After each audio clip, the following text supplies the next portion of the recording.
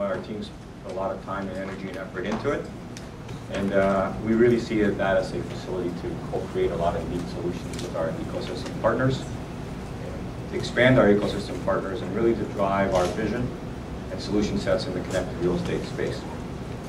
This afternoon, we're delighted to have Monty Quinter from the Government of Ontario with us this afternoon. Mr. Quinter is an MPP for York Centre and the Parliamentary Assistant to the Minister of Economic Development and Trade. The province of Ontario has been a true partner to Cisco. Together, we're working to increase Cisco's R&D footprint in Ontario and bring new jobs to the province to drive innovation and increase productivity. Also joining me on the panel are Paul Howard, Director of Special Initiatives, and Paul Zed, Chairman of the President's Advisory Board. Mr. Quinter, welcome to Cisco.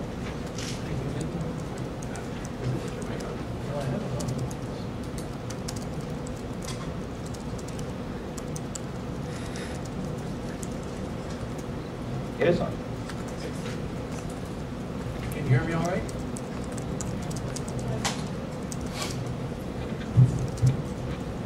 There. There you go. Okay, is that better? A little bit. Is there Yeah, it is carried. Okay. Yeah. Well, thank you, Ned, and I'm delighted to be here. Just to give you a little bit of my background, I've been a member of Parliament for 27 years, and I've had 5 different portfolios, which has given me a pretty broad exposure to all of the things that go on in government. I was the Minister of Consumer and Commercial Relations, Minister of Financial Institutions, Minister of Industry, Trade and Technology, Minister of Community Safety and Correctional Services, and the Solicitor General. And I now chair the Ontario Investment and Trade Advisory Council.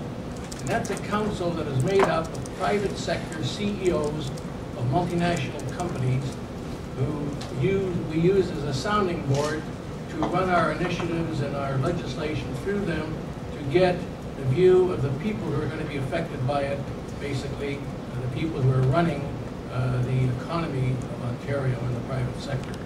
So it's a wonderful opportunity to get that kind of input, because I'll give you an example of the people who sit on the council: the president of General Electric, the president of Hewlett-Packard, president of Magna, president of Sanofi Pasteur, the largest vaccine company in the world, the president of Electrovaya. There was a big article about him in the paper today, a leading proponent of the electric car battery, and they just signed an exclusive contract with Chrysler, the president of the Compass Group, the largest food service company in the world, president of Trojan Technologies, one of the leading water purification companies in the world.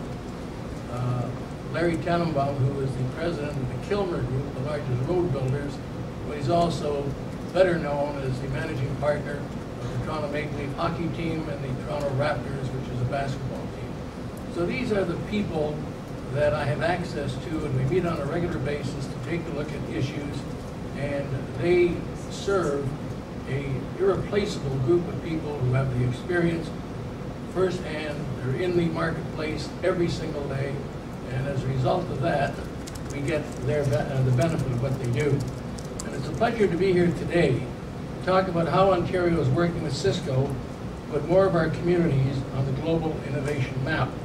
And you've heard today about Cisco Canada's cutting-edge research and development, and how they're working with local municipalities like Stratford, and how they're helping traditional industries innovate, as demonstrated in their Smart and Connected Communities Innovation Center, and I understand you've just seen it. Our government has always known that Ontario's communities were Canada's smartest and most are connected. So we think choosing Toronto for the state-of-the-art innovation center shows, 1, just how smart Cisco is, and 2, how connected Cisco is to Ontario's economy of the future. And right now, innovation is driving this province's economic transformation. Leading researchers, a highly skilled workforce, and some of the lowest corporate taxes in North America. It's no surprise that global businesses are landing in Ontario to research, develop, and market their innovations. Today, Ontario is on the fast track of becoming a world-renowned innovation hub. Innovations at the center of everything we do, from preventive health services and pioneering education programs. With the fast-growing biotech and high-tech industries, we're where Cisco plays a leading role. Partnering with business and driving innovation are key elements of our plan to strengthen Ontario's economy and create jobs for families. And I'm proud to report that our government partnership with Cisco is getting results. With the support of Ontario's Strategic Jobs Investment Fund, Cisco tells us that they are creating 135 new jobs this year, over 100 more than their first-year target. And that means a bright future for our new university graduates, challenging new careers for Ontario's group of diverse, multilingual professionals. The Ontario IT Innovation Initiative we signed with Cisco will eventually bring 300 jobs and countless technological innovations to Ontario. The ones we're celebrating this afternoon will help us create smarter, more connected communities across the province. Cisco's work will further integrate technology into places we live, giving more people the opportunity to work from anywhere at any time, to collaborate on new ideas, and to access government services, whether they're in Moosonee or Markham, too diverse by geography and makeup of their population in Ontario. Earlier today, you heard about 3 Ontario communities putting these new technologies to work. The high-tech world already knows about our well-educated, professional, and renowned researchers in Waterloo, Toronto, and Ottawa. Now, if we just give you an aside, we are the largest assembler of automobiles in North America. A few years ago, when I was a Minister of Industry and Trade, I was asked by the Japanese companies, we don't make any cars in Ontario that are Canadian cars per se. We make lots of cars, but they're all the General Motors, Ford, Chrysler, Toyota, Honda, Suzuki. They're all, the determination is made by companies outside of Ontario, but they're built here for several reasons. A, because of our healthcare system, and B, because of the quality of our workforce. And this is a story that I tell all the time. Honda said to their Ontario factory, take a Honda Civic at random off the assembly line and send it back to Japan. We're evaluating all of our production facilities around the world. We want to see how these cars rank. And they determined that the best Honda Civic built in the world is built in Alliston, Ontario. I had the honor of opening up a Toyota plant in Cambridge a couple of years after that, and the president of Toyota Japan was here, and I said to him, you should know that the Hondas said their best cars are built in Ontario. He said, well, Minister, you can tell people that we say the same thing. A very smart buyer in California goes in and says, I want a Cambridge Corolla. Cambridge is a community in Western Ontario. And they say, I want that Corolla because it's built in Ontario and it has a reputation for being the best cars built. Just this weekend, Toyota again said that the best cars that they have built around the world are being here in Ontario, and we have the only location outside of Japan that assembles the Lexus, for example. And it all goes back to the quality of our workforce. The people who work in Ontario are well educated, they have a great motivation, and it shows. So I can only imagine that these professionals will soon be knocking on the doors of Stratford, Hamilton, and Kitchener to reach trailblazers in those communities. So I'd like to thank Cisco for shining a spotlight on those communities and for partnering with us to help create the Ontario innovations and success stories of the future. Working together, we'll keep breaking ground not only on new innovation centers like this one, but on new technological developments and new commercialization opportunities. We'll keep Ontarians innovating, creating, and working. And we'll keep moving Ontario's economic engine forward. And we'll keep growing the kind of smart, connected, and strong communities Ontarians are proud to call home. And I couldn't be prouder of the relationship that we've developed with Cisco, and I look forward to having a discussion about that. That's great. Thank you very much for those remarks. Would it be all right if I asked you a few questions? Sure. Because, Cisco sees Ontario as a great place to invest. And curious to see what your government's doing in terms of attracting other information and communication technologies to the province. Well, our government knows Ontario's economic prosperity depends on our ability to compete and win in the global marketplace. We are a huge country, the second largest landmass in the world, with a very, very small population. When you consider that the population of Ontario is 30 million people, when the whole country is just over 300, and it's just a mammoth challenge for us to go out and compete in the world. And the fact that not only do we have our homegrown talent, but the people who are coming here from all over the world to be educated in Ontario because of the quality of our educational system. Here are just a few reasons leading to ICT companies continue to attract into Ontario. We offer some of the most competitive research and development tax credits. These credits can reduce the after-tax cost of a $100 research and development expenditure to less than $40, depending on the company and the size of their manufacturing practices. We have one of the best educated workforces in the world, leading 34 OECD countries. 60% of the ICT sector's workforce holds a university certificate, diploma, or degree. Ontario's leading 44 universities and colleges are producing top talent in engineering, mathematics, and sciences. Ontario has an international reputation for quality and security. Made in Ontario technologies are found abroad. 80% of the communications satellites ever launched at the core of the U.S. National Security Agency's digital cryptography and e-security systems and in other mission-critical environments worldwide where failure is not an option. We have an impressive history of invention and innovation, with innovations like RIM's BlackBerry, the world's first geographical information system, software, IMAX film technology, breakthrough in 3D animation and two-way wireless technology, and Ontario's IT sector has always done groundbreaking work. And it's interesting, we're the third largest film production center in North America, and I'll tell you another irony. When the film Chicago was being filmed, the musical, original musical, it was filmed in Toronto. And it's kind of ironic. You think, why would they not film it in Chicago? And the reason they filmed it in Toronto is because not only do we have the ability to train people, but we have pre-production, post-production, and all of the technologies that are there, and we have the largest sound stage in the world. So we've been able to punch above our weight day one, because notwithstanding that we have a small, relatively small population, we do have the technological ability to train our people to deliver what the world wants. And as a result of that, we are really excited about it. Great. Well, obviously, Ontario's had a great history of innovation and research and development. How are you planning on continuing or expanding? Well, Ontario is currently one of the best places in the world to invest in research and development R&D.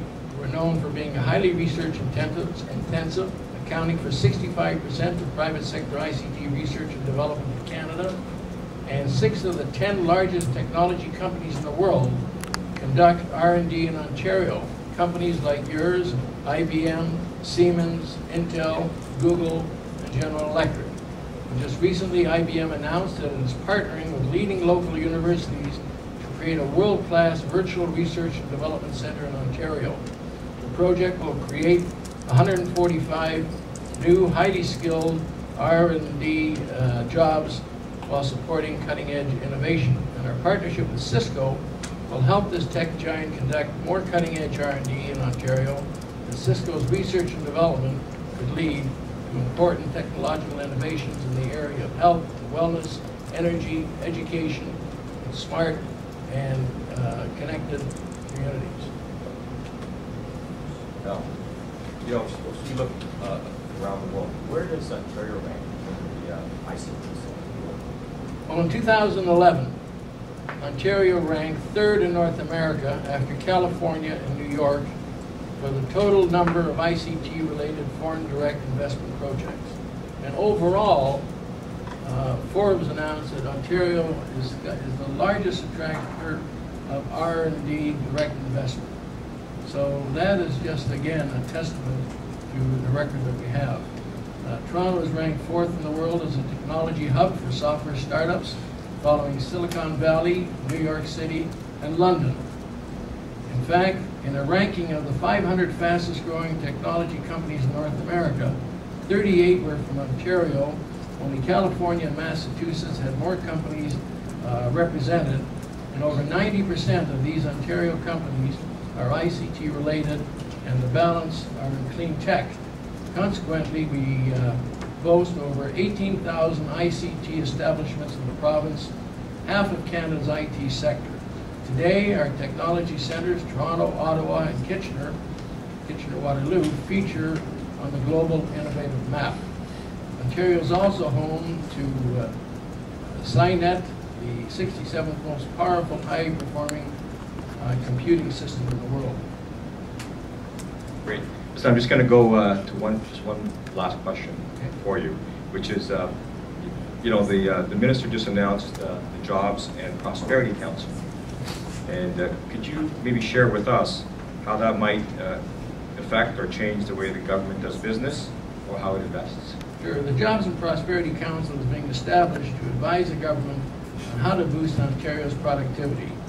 The council will leverage the experience of the business, labor, and academic and non-governmental sectors. Right now, the government provides about $2 billion in annual support to businesses, including tax supports and dozens of other grant programs. The council will review these programs and recommend the ones to be continued and consolidated into the Jobs and Prosperity Fund, supporting the productivity growth and job creation in the business sector. The council will also support the integration of Ontario's employment and training programs through Employment Ontario. In addition, the council will advise the government on improving research and development, tax credits, and lead a comprehensive research agenda on Ontario's productivity and innovation challenges. The council will also help the government promote entrepreneurial across Canada, Ontario. It will provide advice on teaching and the global markets to boost trade and improve our economy.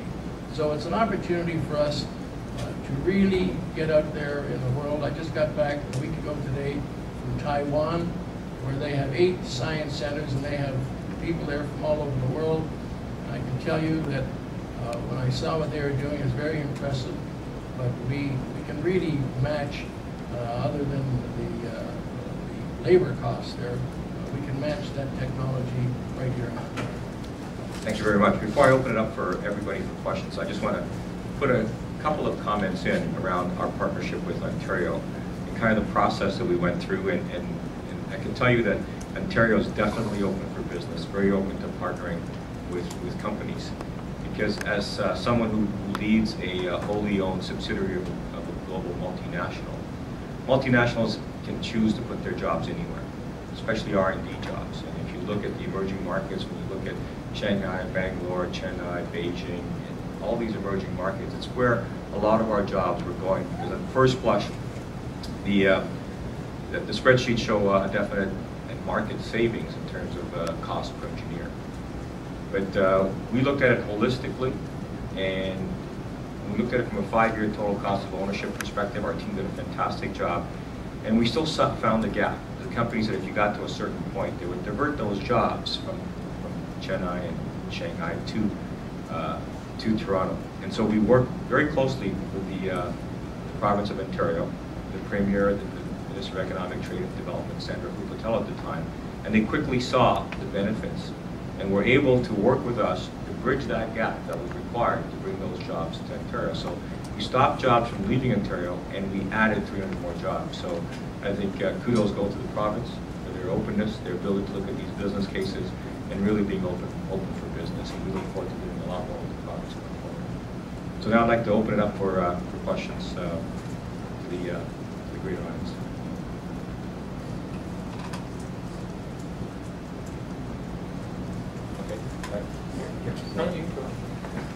Well, thank you for the remarks.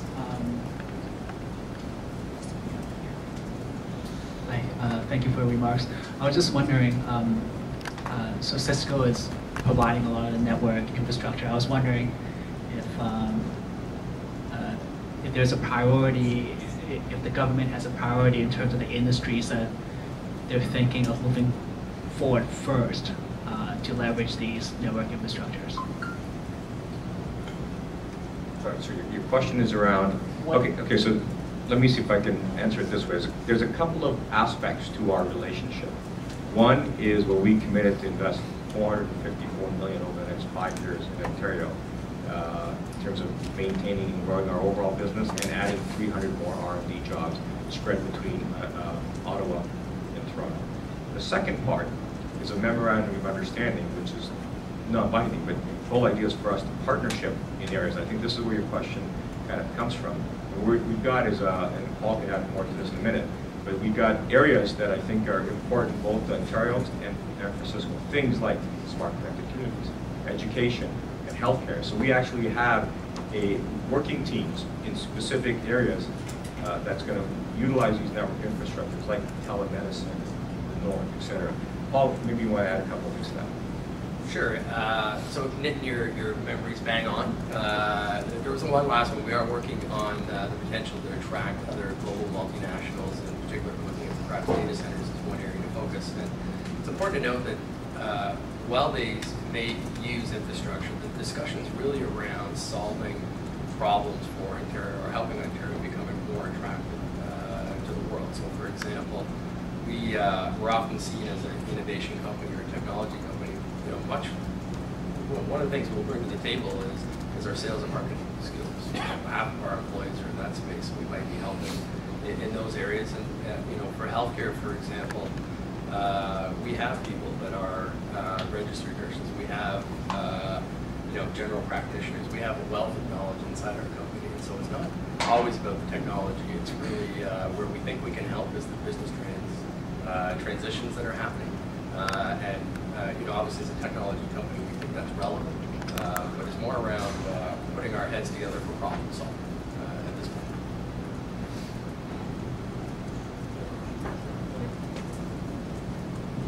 Hi Monty, Jim Harris. And pardon me if you covered this, I was out doing some other interviews. Ontario is paying hundreds of millions of dollars in subsidizing American companies to consume our electricity at night because we can't boot down our nuclear power. That has to stay constant. So I don't think it's really politically saleable to be giving hundreds of millions of dollars of free power to American companies. And I see an opportunity with the smart grid to load up either, you know, electric cars at night, and so say, hey, every Ontarian that has a car charged at night will give you free electricity, or companies to say, we're going to give you free electricity if you're using it for ice spares. That's a way of time-shifting electricity. You make ice out of electricity at night, and instead of running your HVAC system in the day, when it's hot, you melt the ice. So a comment around that and what's being planned, because there'd be a great opportunity for Cisco as a company, for EVs, for ice bears, for all sorts of infrastructure to shave the peaks and fill in the valleys, which, so comments on that. Well, if I can just tell you about what is happening. For example, in Toronto now, we have smart meters installed in every single home. The challenge that we have is educating the general population the fact that they have a smart meter. A lot of them aren't aware of it. And not only that they have one, but how do you get the benefit of it? So you program your laundry washing to be in the middle of the night. That doesn't mean you have to be there. You just program. You put the stuff in and you just like setting any kind of a timer and get it going so that when the power costs are the cheapest, you're doing the heavy work on it.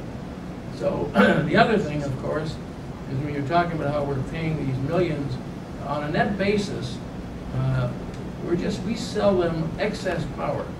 The reason we have excess power is because in the mid-1950 to right through to 1985, 1990, got to the point where there was no investment made in the infrastructure. And we put literally billions of dollars into the infrastructure, of transmitting power and refurbishing our power sources. We're phasing out all of our coal-fired generators. By 2014, they'll all be gone. 75% of them are already gone.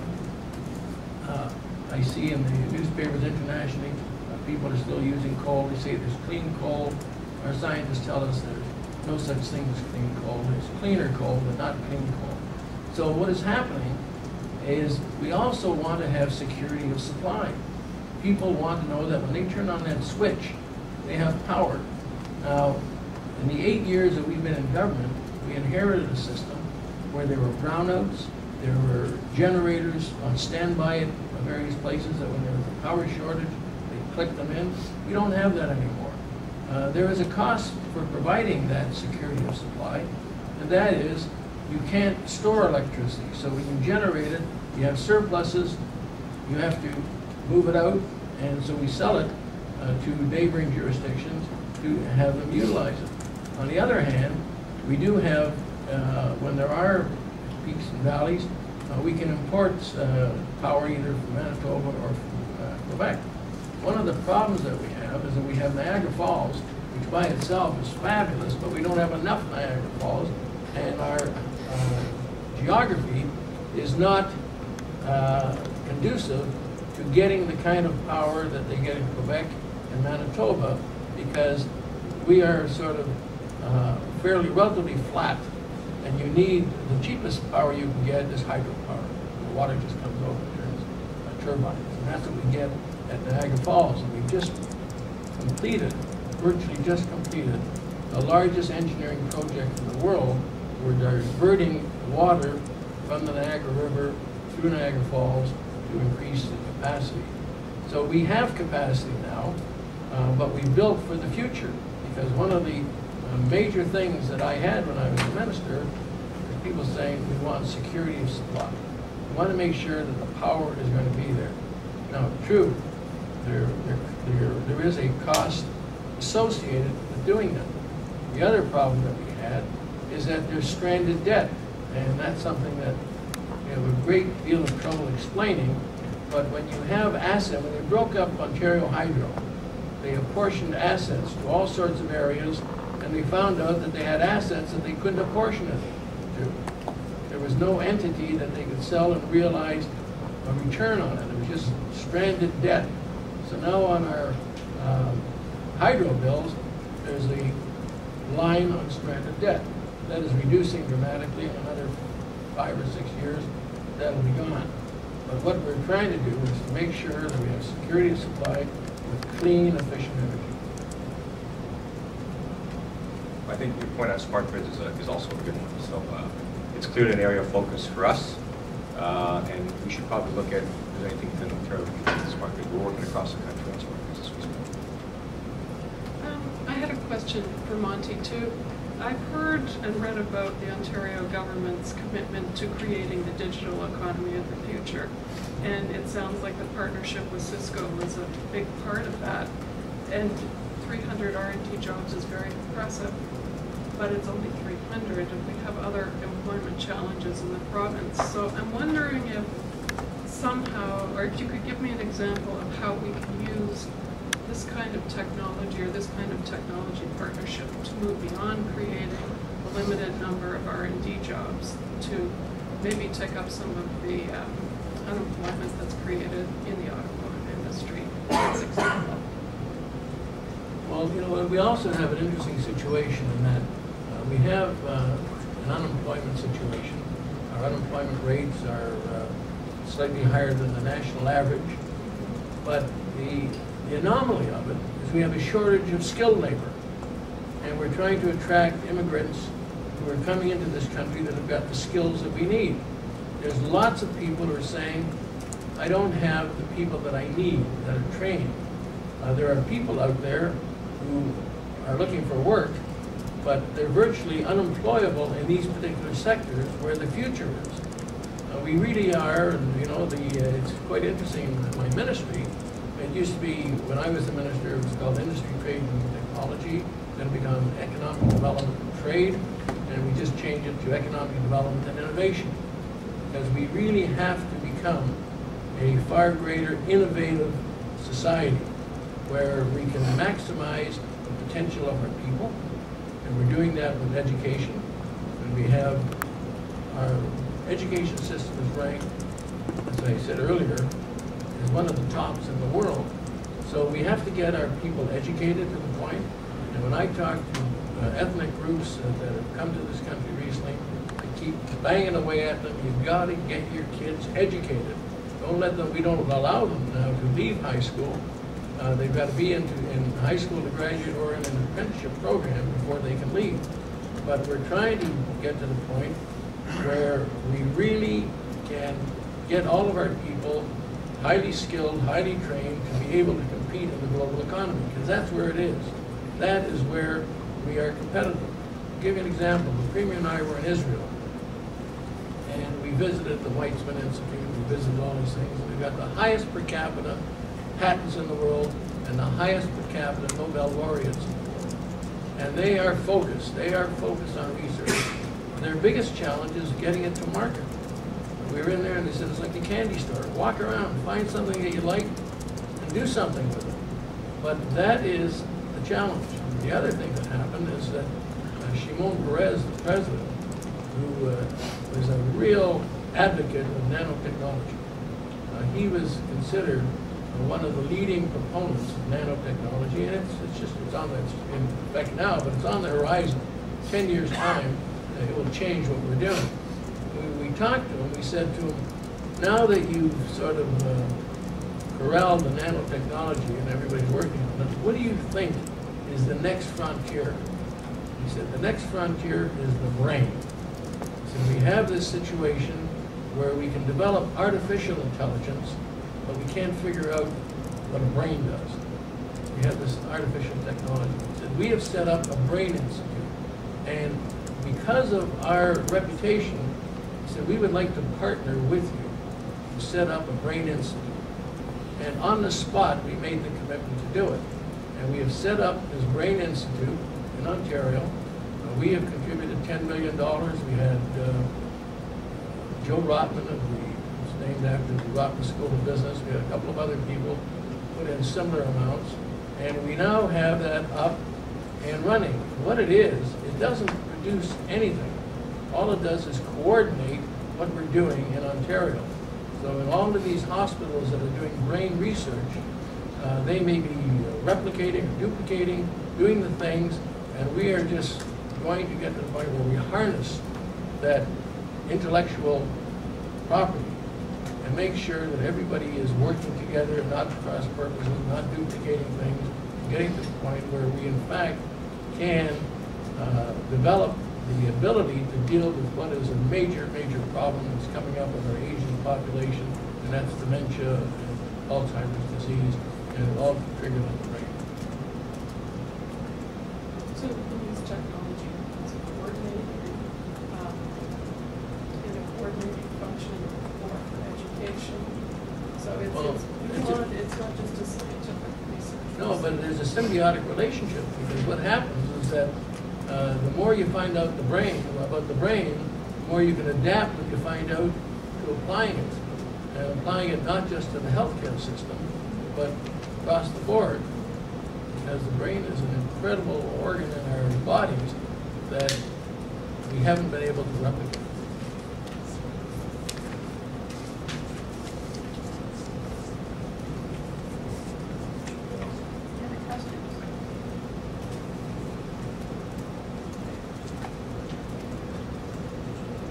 Great, thank you very much. And thank you for coming and spending time with us. Appreciate it very much. Monty. So what, we finished 10 minutes early, so are we going to give back us a break? There you go. So Save actually, 10 minutes. this brings us to the end of day one. I think we're all really. So we've got some time right now. So if anybody wants to do some one-on-ones with Nitin and the folks or Hybrix, just put up your hand and come to Andrew and I, and we'll put them down, put everybody together for you. Or if you want to go to the Innovation Center again and talk to some folks. Yeah. Andrew, maybe we just pull up tomorrow's agenda just to Yeah, refresh and us what for we're those up of for you next. who are staying at the Royal York, If you're heading back to the hotel, we'll meet you at 5:45 in the lobby and walk to dinner. And if there's any local press that would like to join us at the Miller Tavern at 31 Bay, just down the street, you are absolutely welcome to join us at 6. Okay. Right. Yes, I should pull up the agenda.